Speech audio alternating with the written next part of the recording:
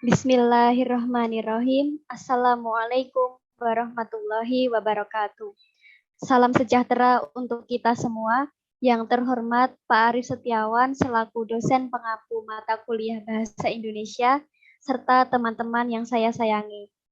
Pada kesempatan kali ini, perkenalkanlah kami dari kelompok 4 untuk mempresentasikan hasil diskusi kami mengenai teks laporan hasil kegiatan. Sebelumnya, izinkan saya Meika Hapsari selaku moderator untuk memandu jalannya presentasi ini.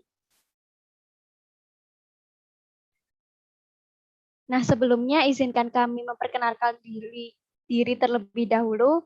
Yang pertama ada Julian Aziz Hardianto, Christian Budi Nugraha, Tintang Sukmaningsih, Mayada Patristomo, dan yang terakhir Meika Hapsari. Nah, teman-teman, pada presentasi kali ini kami akan paparkan 4 pokok bahasan umum, yakni pengertian teks laporan kegiatan, hubungan genre setiap tahapan, ciri-ciri akademik, kemudian yang terakhir, manfaat dan pihak yang diberi teks laporan kegiatan. Yang pertama adalah teks laporan kegiatan yang akan dijelaskan oleh Mbak Mayada. Kepada Mbak Mayada, saya persilakan. Ya, terima kasih Mbak Meika. Sekarang saya akan memaparkan tentang pengertian teks laporan kegiatan. Laporan merupakan bentuk penyajian fakta tentang suatu situasi atau kegiatan, fakta yang disajikan terkait dengan tanggung jawab yang diberikan. Kegiatan diartikan atau dikaitkan dengan aktivitas, usaha, atau pekerjaan. Jadi, teks laporan kegiatan merupakan sebuah laporan hasil dari suatu kegiatan atau teks yang memberitahukan terlaksananya suatu kegiatan yang biasanya dibuat setelah kegiatan telah selesai. Next. 2. Hubungan genre pada setiap tahapan teks laporan kegiatan. Next. Yang pertama, ringkasan. Ringkasan sebenarnya sama dengan abstrak pada laporan penelitian, tetapi pada laporan kegiatan lebih cocok disebut ringkasan karena lebih merupakan intisari dari keseluruhan kegiatan dilakukan. Ringkasan dan abstrak pun memiliki perbedaan dan terletak pada unsur-unsur pembentuknya.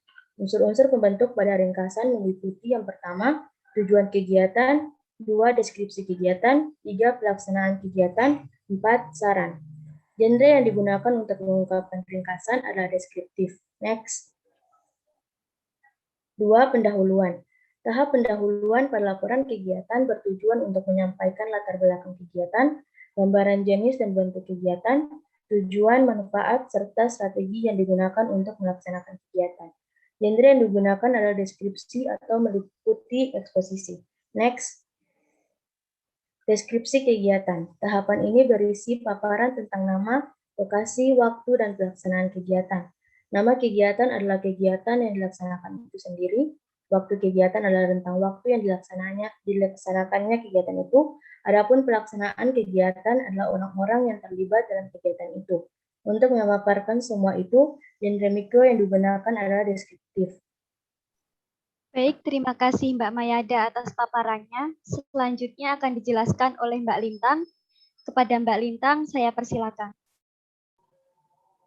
Oke, moderator, terima kasih atas waktunya. Selanjutnya, saya akan menjelaskan yang keempat adalah pelaksanaan kegiatan. Tahapan pelaksanaan kegiatan berisi rangkaian kegiatan sekaligus berfungsi untuk menguraikan kegiatan yang dilakukan, strategi yang dilakukan dalam melaksanakan kegiatan, kendala yang dihadapi, dan langkah-langkah yang ditempuh dalam mengatasi kendala tersebut. Genre mikro yang digunakan adalah deskriptif dan atau meliputi rekon dan prosedur. Next. Selanjutnya, yang kelima adalah penutup. Di satu sisi, tahapan penutup berisi pernyataan simpulan bahwa kegiatan yang dimaksud telah dilaksanakan dengan baik dan bermanfaat. Di sisi lain, tahapan ini berisi saran-saran untuk perbaikan kegiatan yang akan datang.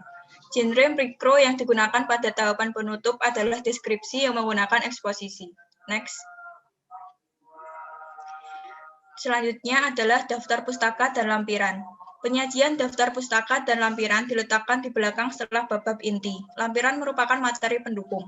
Materi yang dimasukkan ke dalam lampiran teks laporan kegiatan antara lain, yang pertama adalah dokumen yang dijadikan bahan rujukan penulisan laporan kegiatan. Yang kedua, surat-surat pendukung seperti surat izin melakukan kegiatan di lokasi, surat tugas, dan sejenisnya. Yang ketiga adalah rincian penggunaan dana, dan yang keempat, gambar atau foto. Baik, terima kasih Mbak Lintang atas paparannya. Selanjutnya akan dijelaskan oleh Mas Julian Aziz. Kepada Mas Julian, saya persilakan. Baik, terima kasih Mbak Maika atas waktunya. Yang selanjutnya yaitu kesimpulan. Laporan kegiatan merupakan paparan hasil pelaksanaan kegiatan yang dibuat berdasarkan proposal yang telah dirancang sebelumnya. Laporan kegiatan mengandung unsur-unsur yang saling terkait, yaitu seperti unsur-unsur di atas. Ada pula unsur-unsur lain berupa halaman judul, halaman pengesahan, kata pengantar, daftar isi, dan lain-lain. Struktur teks yang terdiri atas tahapan-tahapan tertentu itu direalisasikan oleh genre mikro sesuai dengan isi dan fungsi retoris masing-masing. Apabila unsur-unsur inti dan unsur-unsur yang lain dijadikan satu, maka terbentuklah sistematika laporan kegiatan. Next. Yang ketiga yaitu ciri-ciri akademik teks laporan kegiatan. Yang pertama yaitu ringkas atau padat, yaitu laporan yang ditulis hanya berisi hal-hal pokok secara ringkas, sehingga penerima laporan segera mengetahui permasalahannya. Yang kedua yaitu lengkap.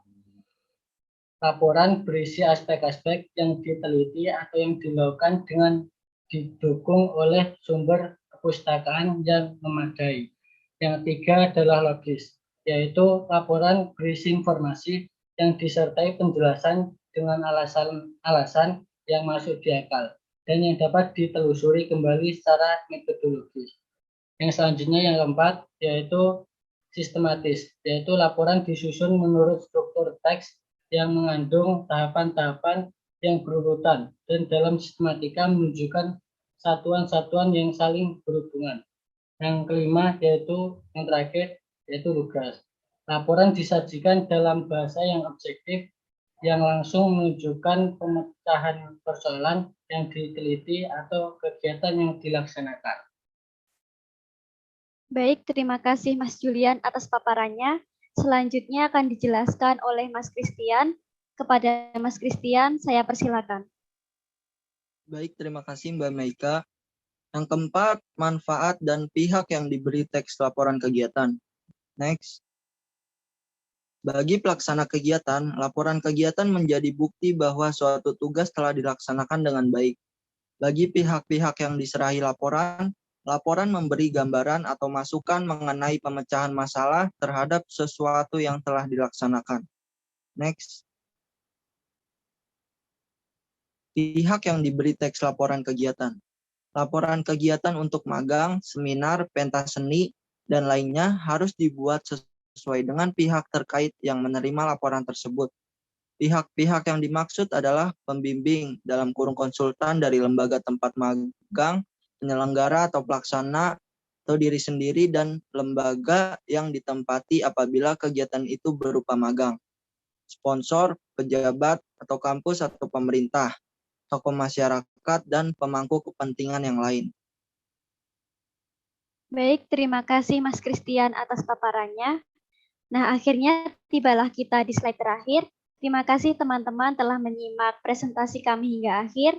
Semoga presentasi dari kelompok kami dapat diterima dengan baik oleh teman-teman semua. Apabila ada yang ingin disampaikan, kami terbuka atas segala pertanyaan maupun kritik dan saran yang membangun ke depannya. Silakan bisa teman-teman sampaikan di kolom reply di bawah.